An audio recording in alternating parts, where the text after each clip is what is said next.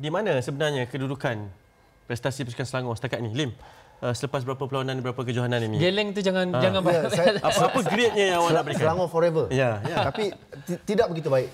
Untuk apa yang saya lihat, sebab kita tahu daripada 2019 mereka build up the team sehingga 2025 ni. 6 tahun. Sepatutnya Selangor tak boleh sebegitu struggle.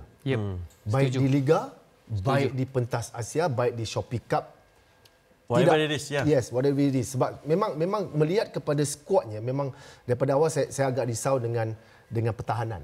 Saya tahu pertahanan Selangor, bukan kita nak kata Harith Haikal tidak bagus, tetapi ataupun Quentin Chen berada di sana, Afro berada di sana. Tetapi dia tak nampak macam dia punya, kalau kita nampak back four dia tahu, susah.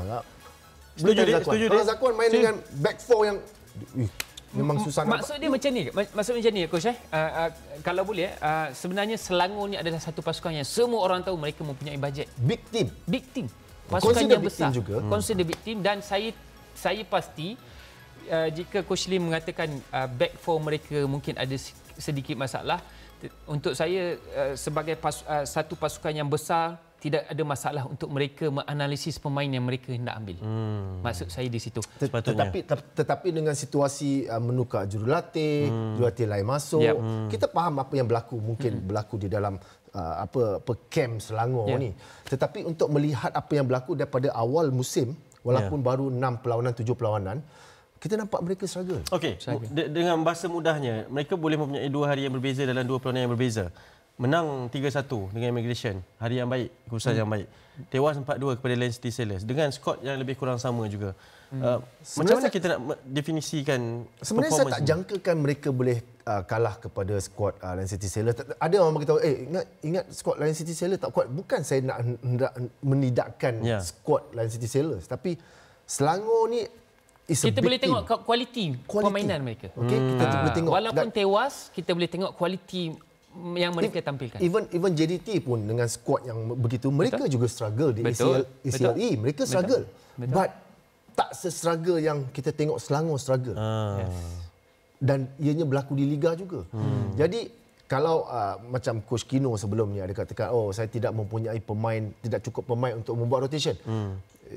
You ada register 35 pemain, so you register you register 23 pemain untuk game ataupun 25, so bermaksud you ada 10 orang injured. So there's a question mark lah there. So there's question mark. Bagi saya macam ni, it not supposed to happen to a team for like Selangor. Mentality, quality Selangor, Zakwan? Dari segi kualiti, sebenarnya pasukan Selangor ada kualiti, tetapi kita nak cakap kita tidak berada dalam kem Selangor. Mungkin mereka ada cara mereka, masalah mereka. Pressure. Yes. Berada di Selangor. Berada di Selangor ni sentiasa pressure.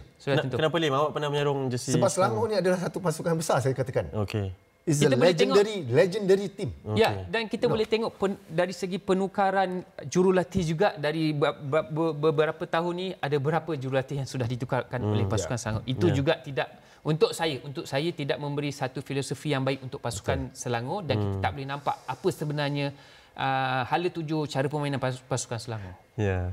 Ada cakap-cakaplah di telinga saya ni mengatakan bahawa tim lain pun tukar jurulatih juga. Betul. Tapi kita tak boleh nak, macam Hanif kata, kita tak boleh nak bezakan Selangor lawan Immigration. Dia orang tak standing sebenarnya. Sorry untuk pasukan Immigration, tapi ini reality. Mereka tak standing. Kita tak boleh bezakan Selangor dengan Immigration. It's two different thing.